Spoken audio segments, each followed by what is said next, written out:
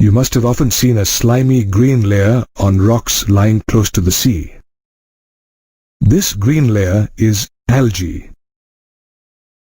These are simple, thalloid, chlorophyll-bearing autotrophic organisms. You can spot algae growing on moist rocks and stones, in marine and freshwater, and on wood. Algae come in different forms and sizes.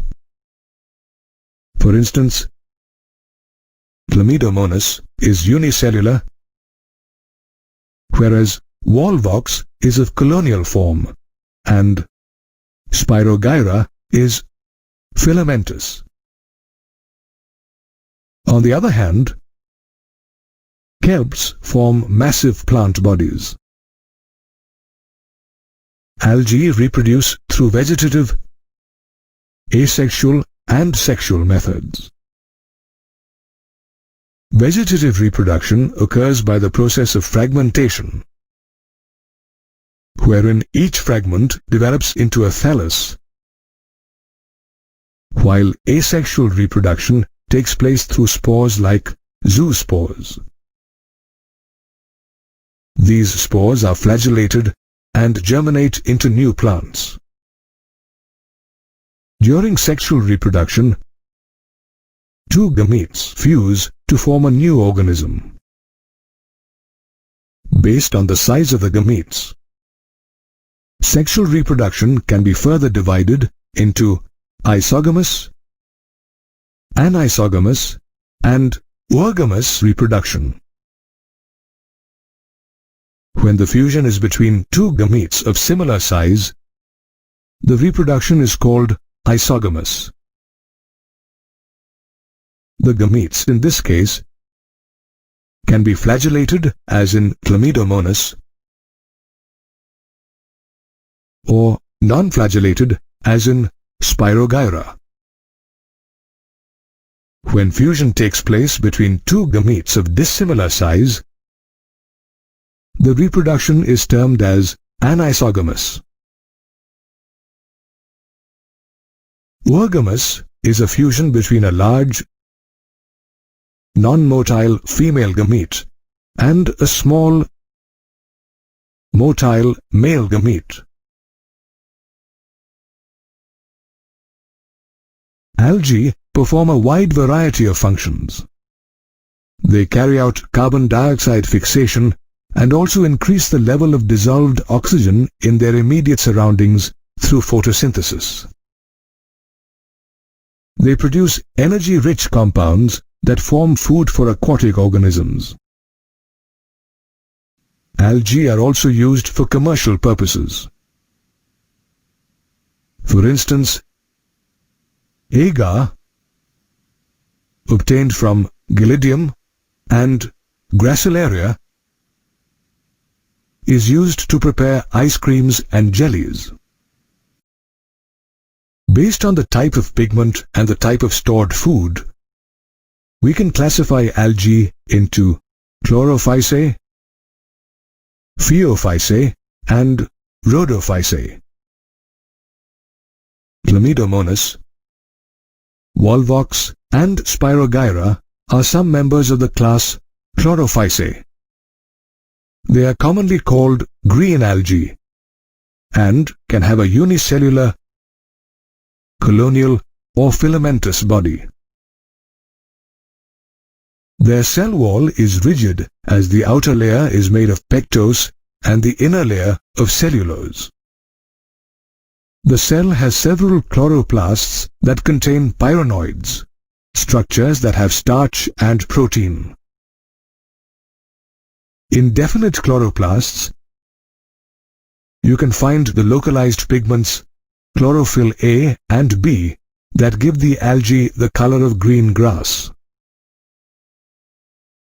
Green algae can reproduce vegetatively through fragmentation and asexually by flagellated zoospores, as well as sexually. Phaeophysae is another class of algae, and Ectocarpus, Dictyota, Laminaria are some of its members. These species, commonly termed as brown algae, are mostly found in brackish or salt water. They display a wide variety in form and size. For instance, Ectocarpus displays filamentous form, whereas kelps are profusely branched and can measure 100 meters in height. They also vary in color due to the varying concentration of the pigments xanthophylls and fucoxanthin. Apart from these pigments, chlorophyll A, C, and carotenoids are the other major pigments found in brown algae. Let's now take a look at the body structure and cellular structure of brown algae. The plant body consists of a frond, a leaf-like photosynthetic organ, and a stipe that functions as a stalk. The frond and stipe are attached to the substratum by a holdfast. The vegetative cells of brown algae have a cellulosic wall, which usually has an outer gelatinous coating of algin.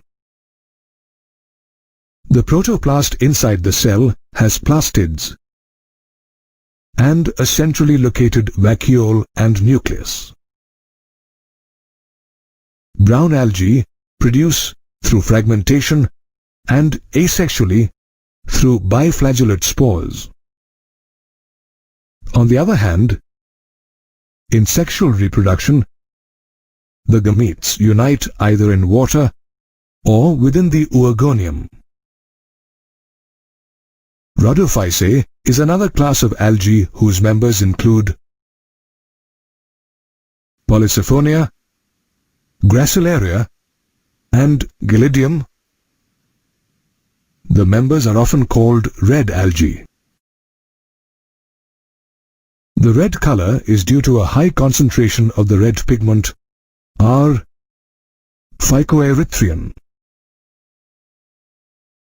The thalli of red algae are multicellular, and food is stored as Floridian starch inside the cells. Red algae are found in brackish and salt water, and mostly in warmer areas. Red algae reproduce vegetatively, asexually through non-motile spores, and sexually through motile spores.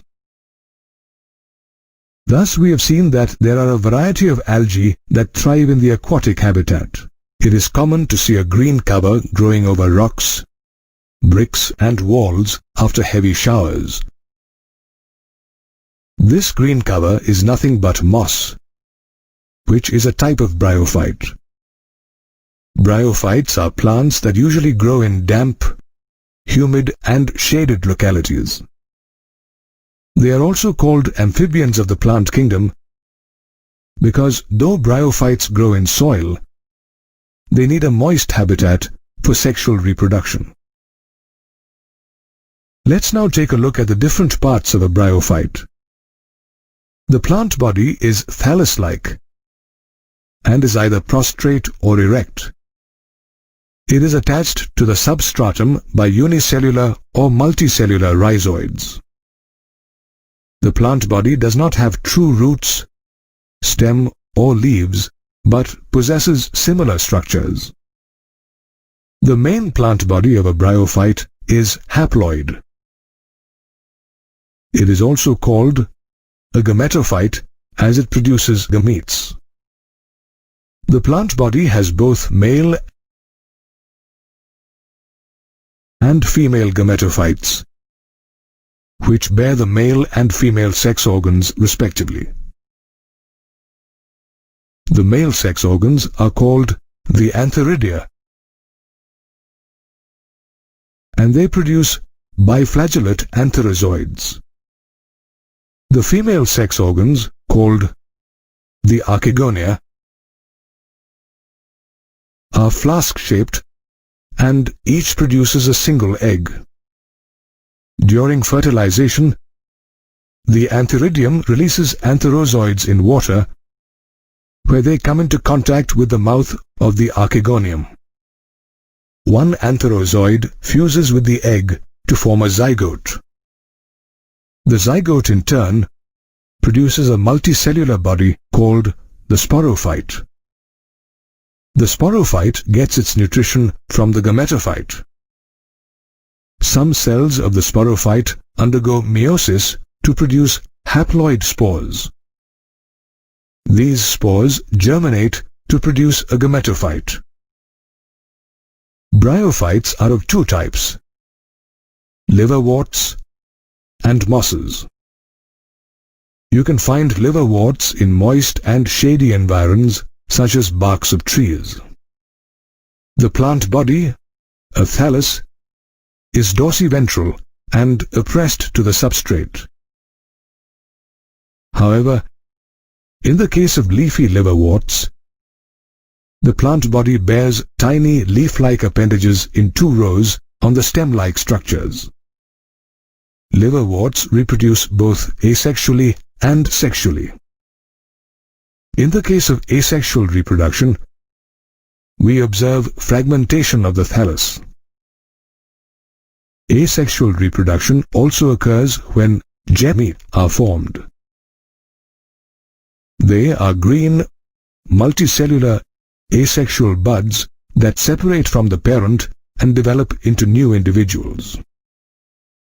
They develop in small receptacles called gemma cups located on the thallus. In the case of sexual reproduction, the male and female sex organs are produced either on the same or on different thallus. Mosses are another type of bryophytes. Funaria, Polytrichum, and Sphagnum are some common species of moss. A moss undergoes several stages in life, wherein the gametophyte stage is the most predominant one. The gametophyte stage has two substages, protonema and leafy stage. In the protonema stage, the spore develops into a protonema, a thread-like chain of cells.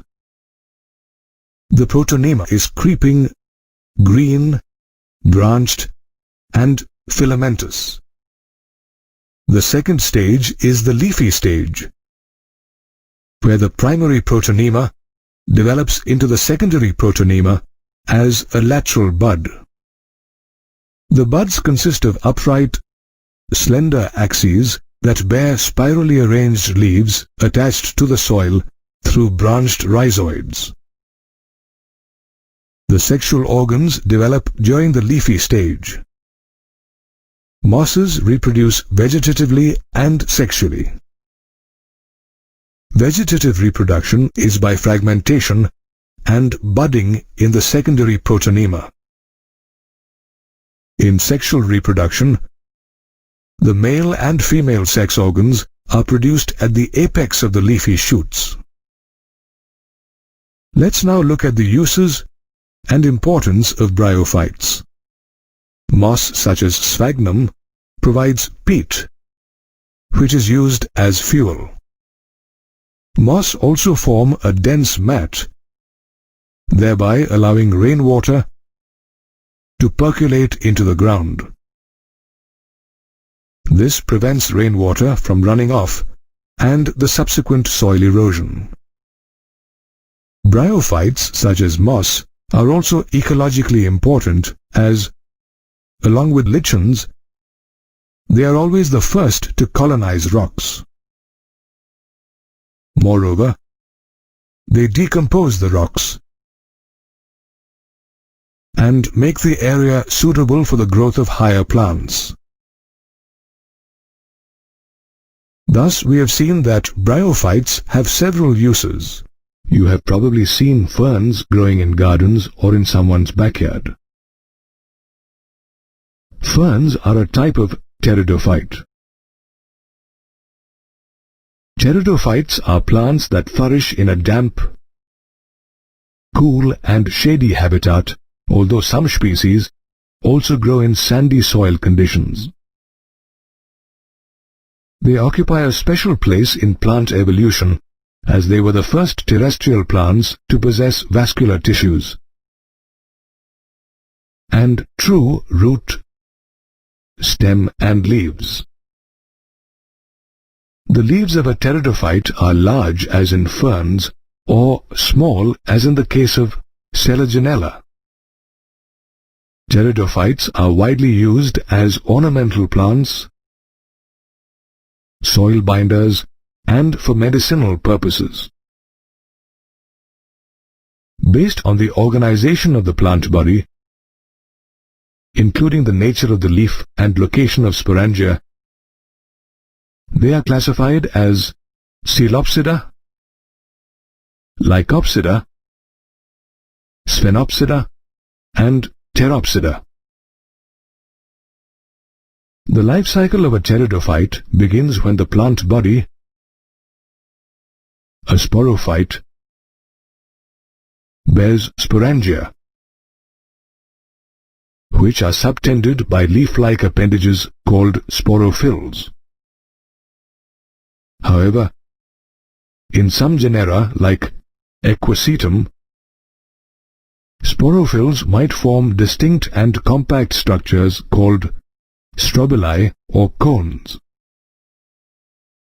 The sporangia produce spores in spore mother cells by meiosis, which germinate into gametophytes called prothallus,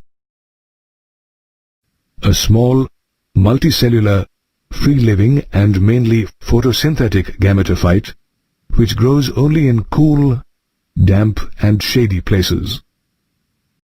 The prothallus also bears the male and female sex organs, the antheridium and archegonium. The antheridium produces the male gametes called antherozoids, whereas the archegonium produces an egg. When released, antherozoids travel through water and eventually reach the mouth of the archegonium, where each one fuses with an egg to form a zygote. This zygote develops into a young embryo, which further develops into a multicellular and well-differentiated young sporophyte, and ultimately into a mature sporophyte.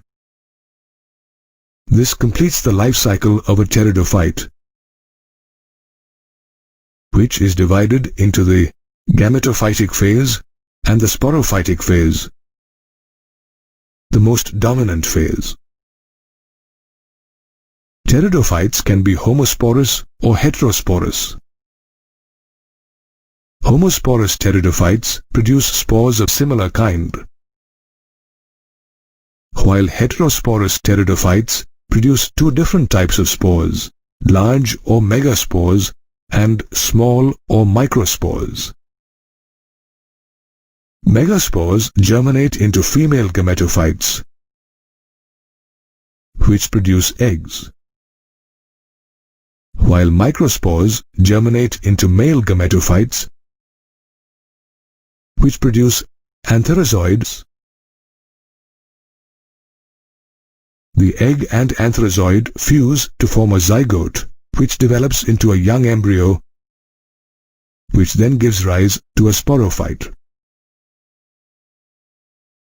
These pteridophytes occupy an important place in the plant kingdom, as they were the first plants to have true roots, stems and leaves, as well as vascular tissues. It is common to find trees such as Pinus, Cedrus and Cycas growing in the cooler regions of India. All of them are gymnosperms, a group of plants in which the ovules are not enclosed by an ovary wall and remain exposed or naked before fertilization as well as post-fertilization when they develop into seeds. These seeds germinate to give rise to new plants. If you take a look at the morphology of gymnosperms, you will notice that most of them have tap roots. Moreover, in some genera, such as Pinus, the roots have a fungal association in the form of mycorrhiza, while in other genera, such as Cycas, small specialized roots called coralloid roots have an association with N2-fixing cyanobacteria. The stems of a gymnosperm can be branched or unbranched, and the leaves can be compound as in Cycas or simple as in Ginkgo.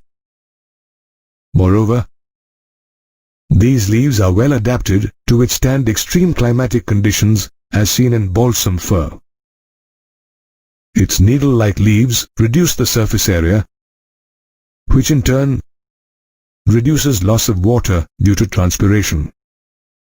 Even the thick cuticle and sunken stomata on the leaves reduce the rate of water loss.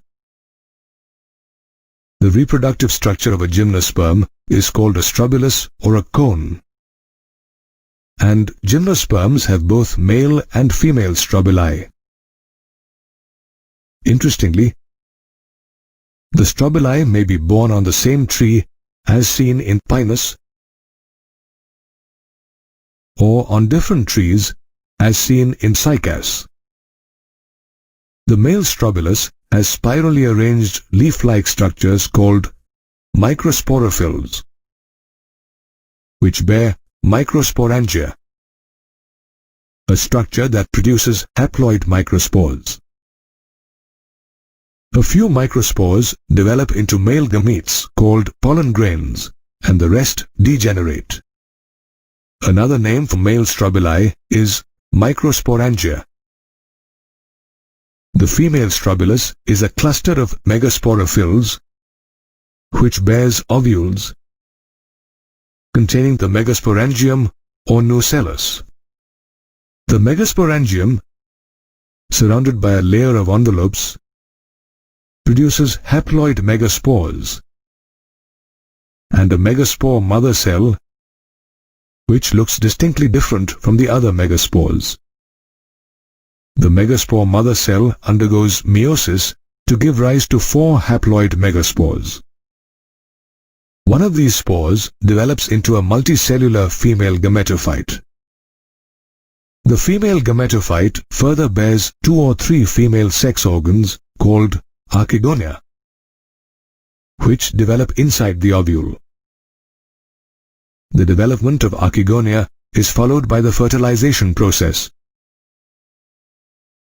during which pollen grains released from the microsporangium are carried by air currents and come in contact with the micropyle, an opening in the ovules.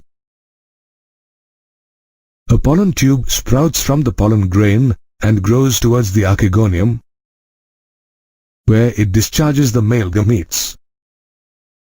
These gametes fuse with the egg to form a zygote. Post-fertilization, the zygote develops into an embryo and the ovule into a seed. Interestingly, gymnosperms were the first plants to have a seed habit. Today, gymnosperms are widely used to make products such as varnish and cosmetics. They also provide us with lumber that's used to make furniture. You must have come across banana plantations, apple orchards, or herbs such as basil. You may have also seen flowers such as lotus and roses growing in ponds and gardens. All these are species of flowering plants, also called angiosperms. These are plants in which the ovules develop inside the flowers. The seeds too are enclosed in fruits, and they can be monocotyledonous or dicotyledonous. A typical flower of an angiosperm contains the stamen and the pistil, the male and female sex organs respectively. The stamen consists of two parts, filament and anther. The microsporangia inside the anther contain the microspore mother cells. These mother cells undergo meiosis to produce microspores, which then develop into pollen grains, the male gametophytes. The pollen grains are produced inside the anther. On the other hand, the pistil consists of the stigma at the tip, followed by the style in the middle and an ovary at the base.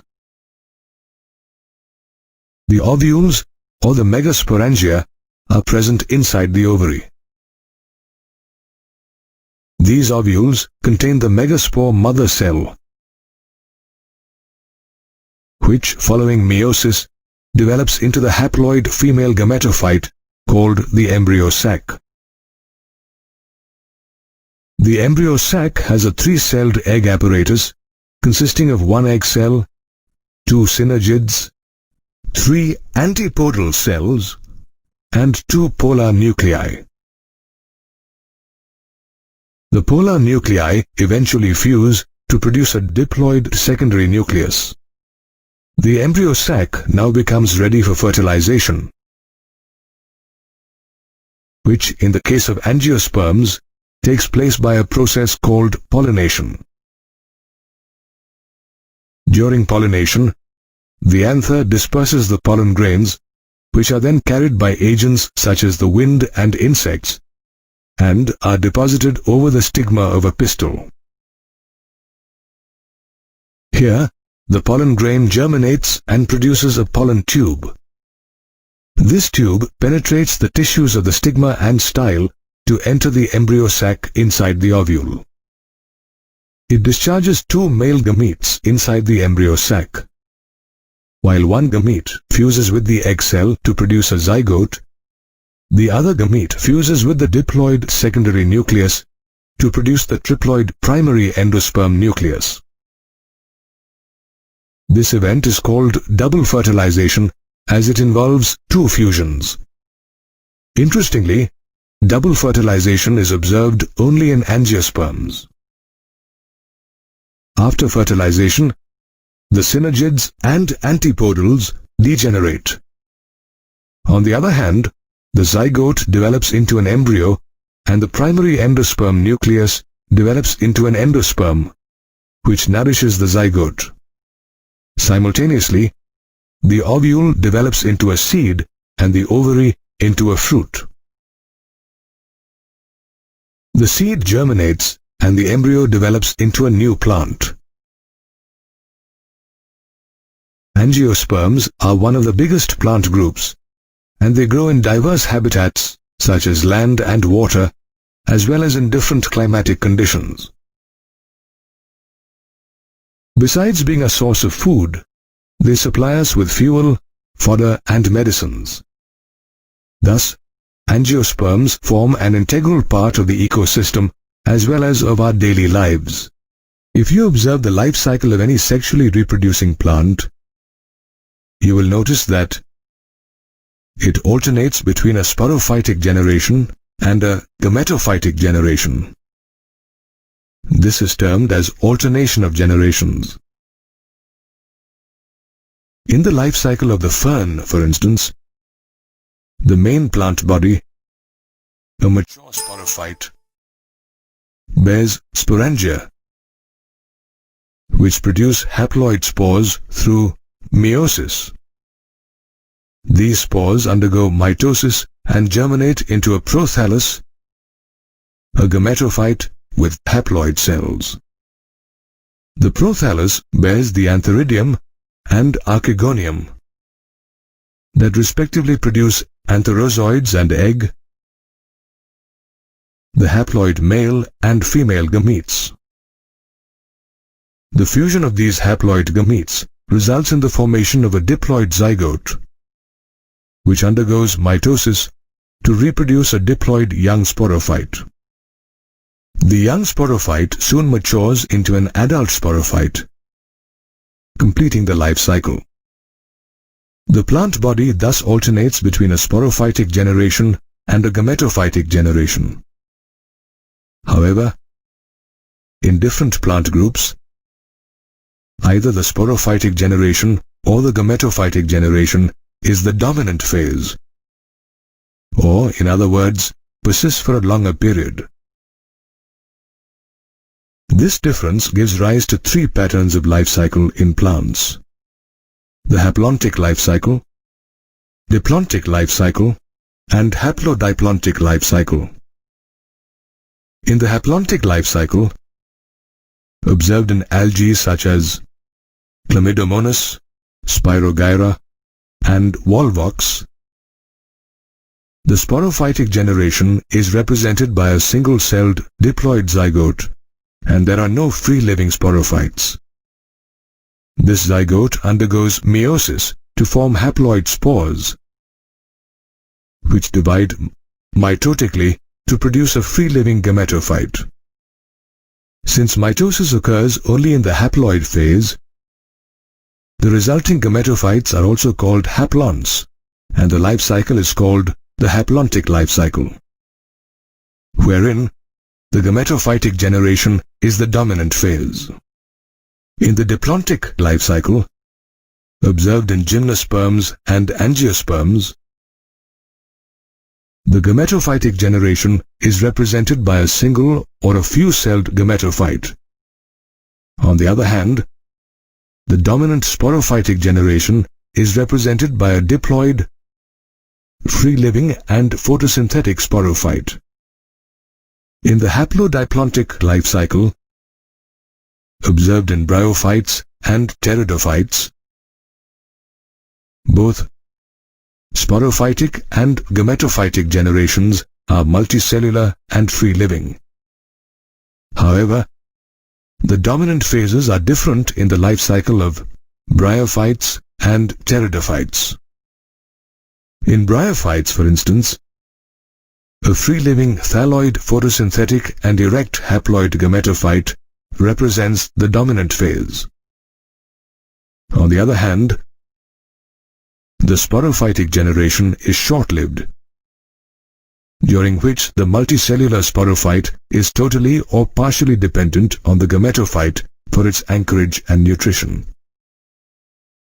In pteridophytes, the photosynthetic sporophyte with vascular tissues is the dominant phase that alternates with the haploid, independent, multicellular, saprophytic, or autotrophic gametophyte. Apart from bryophytes and pteridophytes, certain algae such as Ectocarpus and Polysiphonia also exhibit the haplodiplontic life cycle. Thus, every plant cycle is marked by alternation of the sporophytic with the gametophytic phase. However, the dominant phase differs in different plant groups.